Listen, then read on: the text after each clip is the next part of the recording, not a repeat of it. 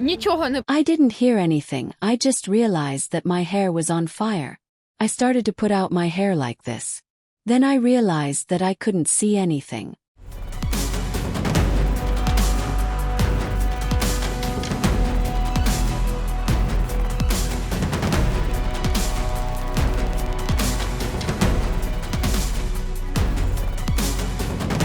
Тільки сьогодні. Ukraine must do everything to ensure that no Russian strike goes unpunished.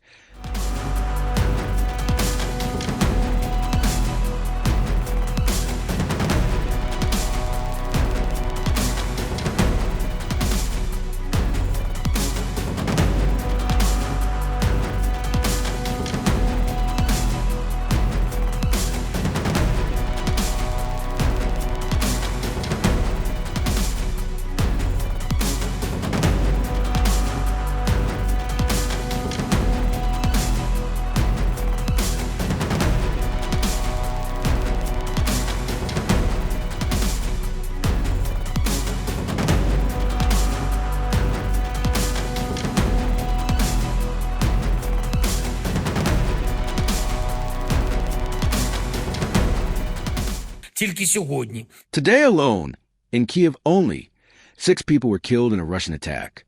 My condolences to their families and loved ones. More than 30 people were injured, including children. There were also strikes on our other cities and villages. Ukraine must do everything to ensure that no Russian strike goes unpunished. Our weapons, international sanctions, and political pressure on Russia are all working, and they will work even more. Thanks to everyone who stands with Ukraine. Thanks to everyone who defends our country and Ukrainian interests.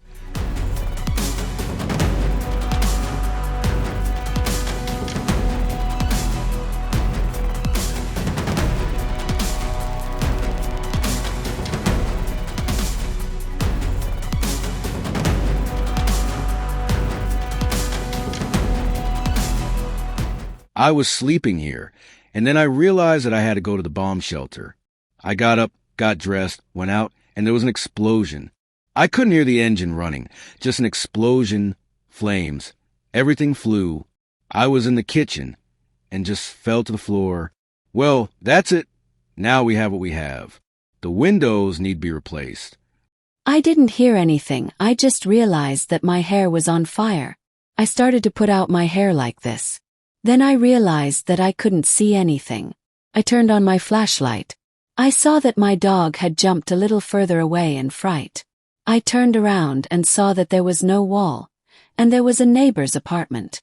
The neighbor was screaming, there was no door, and the flames were going from the front door into the apartment. I picked up Mira, the dog, and we came down here through the gate. I started searching for the cats, but they didn't come out. I don't know where they went. God bless that they come back, but it seems to me that there are no more cats. I'm about to be back in my mind and then I'll shake because I'm still in shock. I usually lie on a folding bed with my head towards the entrance, and there's a huge slab right behind my back. It's just a miracle, I don't know how. God saved me.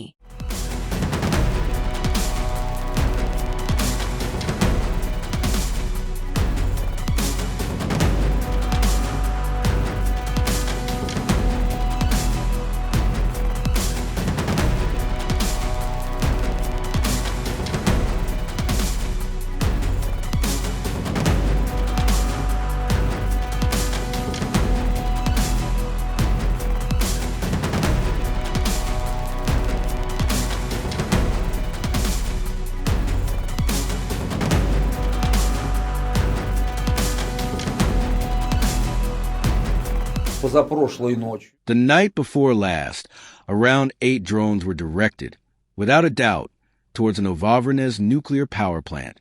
All of them were neutralized and shot down, but some debris fell and damaged the general distribution equipment.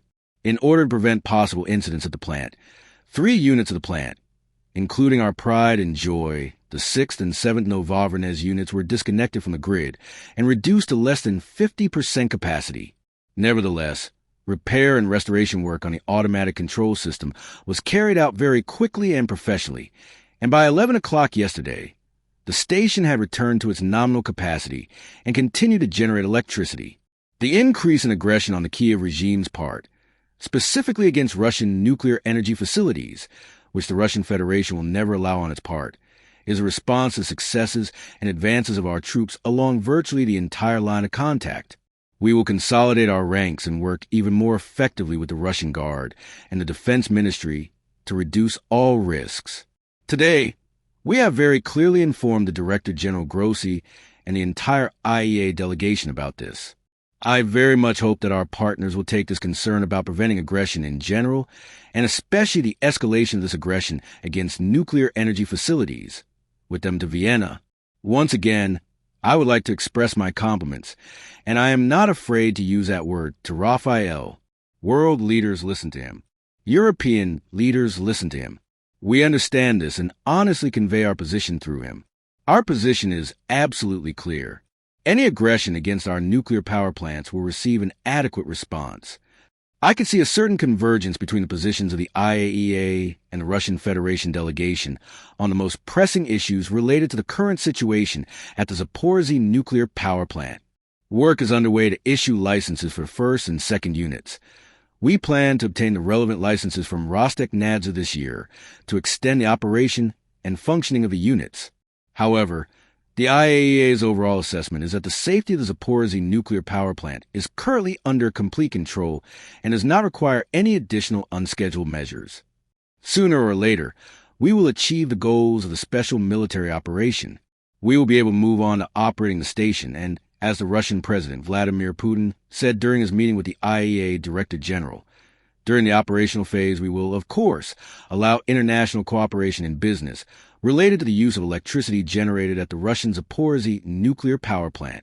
He stressed, rightly stressed, the very dangerous situation that working together we have been able to overcome. After the direct attack, I think the loss of external power is perhaps the most dangerous situation that a nuclear power plant can be facing. That was the case on the records of commercial nuclear exploitation. We had never had such a situation. Demonstration of the importance on very special and unique situations that can appear, like having a nuclear power plant in a combat zone, in a war zone, of the work of the IAEA in particular, and what an international organization can do to dispel the possibility of a very, very serious accident like this. We cannot ignore